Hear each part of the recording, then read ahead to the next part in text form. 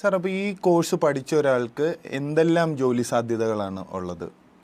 നമുക്ക് സാധാരണയായിട്ട് airport ground staff എന്ന് പറയുമ്പോൾ നമുക്ക് ഒന്ന് സെക്യൂരിറ്റി ഓഫീസർ, നമ്മളൊരു എയർപോർട്ടിൽ ചെന്ന് കഴിയുമ്പം നമ്മൾ മെയിൻ CSFൻ്റെ സെക്യൂരിറ്റി ചെക്കിൻ കഴിഞ്ഞ് ഉള്ളിൽ കടന്നു കഴിഞ്ഞാലുള്ള സെക്യൂരിറ്റി ഡിപ്പാർട്ട്മെൻറ്റുകളെല്ലാം അതാത് എയർലൈനുകളാണ് നോക്കുന്നത്. അപ്പം ഒന്നാമത് നമ്മൾ വാക്കി ടോക്കി ആയിട്ടൊക്കെ നിൽക്കുന്ന ആളുകളെ യൂണിഫോം ഒക്കെ ഇട്ട് പോലീസ് യൂണിഫോം അല്ലാതെ നിൽക്കുന്ന ഒരുപാട് ആളുകളെ കാണാം.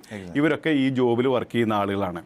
രണ്ടാമതായിട്ട് നമുക്ക് കസ്റ്റമർ റിലേഷൻസ് മാനേജർ, അല്ലെങ്കിൽ നമുക്കൊരു കസ്റ്റമർ കെയർ എക്സിക്യൂട്ടീവ് എന്ന് പറയുന്ന ഒരു ജോലിയിലേക്ക്, അതായത് നമ്മൾ ഈ എയർലൈനുകളുടെ ഡെസ്കിലുള്ള ആളുകളെ നമ്മൾ കണ്ടിട്ടുണ്ട്.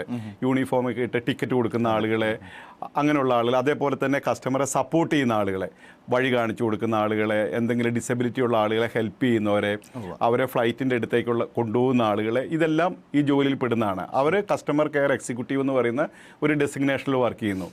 മൂന്നാമതായിട്ട് നമ്മൾ റാമ്പ് സർവീസ് എന്ന് പറയും. അതായത് നമ്മൾ ഒരു ഫ്ലൈറ്റ് വരുന്ന ഏപ്രൺ ഉണ്ട്, അതായത് നമ്മൾ റൺവേയിൽ നിന്ന് പുറത്ത് ഈ ഫ്ലൈറ്റ് നിൽക്കുന്ന സ്ഥലം, അല്ലെങ്കിൽ ഫ്ലൈറ്റ് മൂവ് ചെയ്യുന്ന സ്ഥലം, ഫ്ലൈറ്റ് പാർക്ക് ചെയ്യുന്ന സ്ഥലം, ഇവിടെയെല്ലാം അതിന് വേണ്ടുന്ന ഒരു മാനേജീരിയൽ സർവീസ് ചെയ്യുന്ന ജോലിയുണ്ട്. നാലാമതായിട്ട് നമുക്ക് എയർ കാർഗോ എക്സിക്യൂട്ടീവായിട്ടും ഓഫീസറായിട്ടും വർക്ക് ചെയ്യാനുള്ള ഓപ്പർച്യൂണിറ്റി ഉണ്ട്. അതായത് നമ്മൾ ഫ്ലൈറ്റിൽ കൂടി പോകുന്ന കാർഗോയുടെ മൂവ്മെൻറ്റിനെ നോക്കുന്ന വിഭാഗത്തിലുള്ള ജോലി. അപ്പം ഇതെല്ലാം തന്നെ ഈ ജോബിൻ്റെ ഭാഗമായിട്ട് വരുന്നതാണ്. ഇത് ഞാൻ മെയിനായിട്ടുള്ള ഡിവിഷൻസ് ഒക്കെയാണ് പറഞ്ഞത്. ഇതിനൊരുപാട് സബ് ഡിവിഷൻസ് ഉണ്ട്, വേറെ ജോലികളൊക്കെ ഉണ്ട്. അപ്പോൾ ആളുകൾക്ക് പൊതുവെ മനസ്സിലാവുന്നൊരു കാര്യം ആണ് ഞാൻ ഈ പറഞ്ഞ കാര്യങ്ങൾ. ഇതെല്ലാം ആളുകൾക്ക് ഈ ജോലിയുടെ ഭാഗമായിട്ട് കിട്ടുന്നതാണ്.